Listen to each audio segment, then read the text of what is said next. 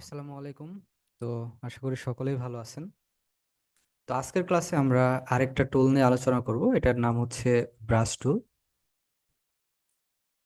তো এই যে এখানে আপনি এই যে পেন টুলের নিচে ব্রাশ টুলটা পাবেন। তো এখানে যদি আপনি রাইট বাটনে ক্লিক করেন, এখানে এই যে দেখেন আমাদের তিনটে অপশন আছে: পেন্সিল টুল, তারপর ব্লক ব্রাশ টুল, তারপর পেইন্ট ব্রাশ টুল।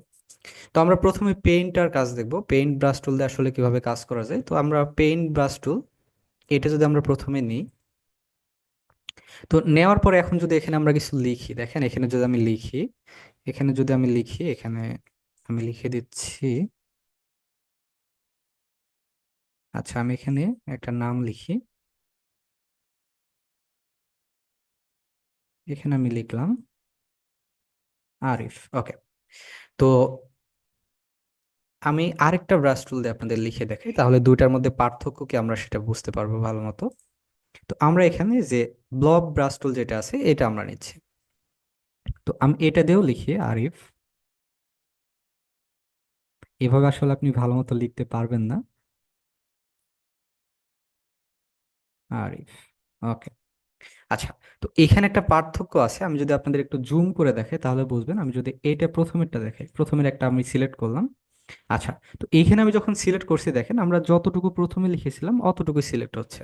কিন্তু এইখানে যখন আপনি ক্লিক করবেন, দেখেন এটা আমাদের পুরোটা সিলেক্ট হচ্ছে। মানে এটার সাথে যদি লেগে থাকে তাহলে আমাদের এটা পুরোটা সিলেক্ট হবে। এই যে দেখছেন, এই যে আমাদের এখানে মাঝখানে যতটুকু ফাঁকা আছে, এই যে ফাঁকা আছে, সেজন্য এতটুকু সিলেক্ট হচ্ছে। কিন্তু এইখানে দেখেন আমাদের কোনো ফাঁকা নেই, যে কারণে এটা পুরোটা সিলেক্ট হয়েছে। ঠিক আছে। আচ্ছা, এটা একটা পার্থক্য। আরেকটা পার্থক্য আছে। তো এখানে যদি আমি যখন যাব, আমি যদি এটা একটু জুম করি, দেখেন এই যে দেখেন আমাদের মাঝখান দিয়ে কিন্তু একটাই রেখা আছে। এই যে দেখছেন, তার মানে এটাতে জাস্ট আমাদের একটা কালার, ফিল কালার। ঠিক আছে।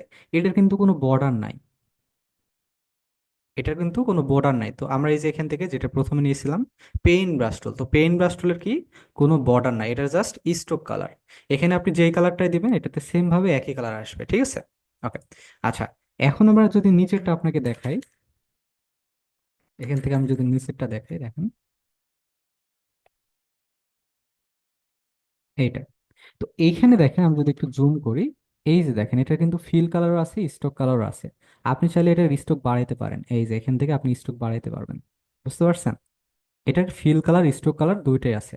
আচ্ছা, এটা যদি আমি আপনাদের একটু ইয়ে করে দেখাই, এখানে দেখেন আমাদের মাঝখানে কিন্তু ফাঁকা আছে। তার মানে এই যে দুই পারে লাইন দেওয়া আমাদের, এই যে দুই পারে লাইন আছে, আমাদের স্ট্রোক কালার ফিল কালার দুইটাই আছে। আমি যদি এটা আপনাদের ইয়ে করে দেখাই, দেখেন এটা আমি যদি একটু নাই করে দিই, এই যে বুঝতে পারছেন? এই যে এটা কিন্তু আমাদের স্ট্রোক কালার, ফিল কালার। মাঝখানে যে কালারটা আছে সেটা ফিল কালার, সাইডে যে কালারটা আছে স্ট্রোক কালার। তো এইটার পার্থক্য মূলত এতটুকুই। আপনি যদি স্টক কালার, ফিল কালার দুইটাই নিতে চান, সেক্ষেত্রে আপনারা কি করবেন, নিচেরটা দিয়ে নেবেন। আর যদি খালি আপনার প্রয়োজন হয় যে না শুধু আমার ফিল কালারটাই প্রয়োজন, তাহলে আমরা অবশ্যই ওপরের এটা দিয়ে কাজ করতে পারবো। তো এটার ব্যবহার আমরা আরো শিখতে পারবো তার পরবর্তীতে। আপনি ডিজাইনের ক্ষেত্রে এগুলো ইউজ করবেন। ঠিক আছে। এখন আছে আমাদের পেন্সিল টুল। ঠিক আছে। তো পেন্সিল টুলের কাজটা আসলে তেমন একটা বেশি প্রয়োজন হয় না, তারপর আমি এটা বুঝাই দিই আপনাদের। আসলে এটা আমি বুঝাই দিচ্ছি। তো দেখেন এখানে আমি একটা পেন্সিল টুল দিয়ে একটা লিখলাম। এখানে যদি আমি লিখি, তো এইখানে দেখেন আমরা যদি এই যে আমাদের যে অ্যাঙ্কার পয়েন্ট আছে না, এইখান থেকে যদি আমরা এটা নিই, দেখবেন উপরে এটা হারাই যাবে। এই যে দেখছেন, এটা মূলত ইউজ করা হয় কাটার কাজে। ঠিক আছে। আবার দেখেন এখানে যদি আমি লিখি, আচ্ছা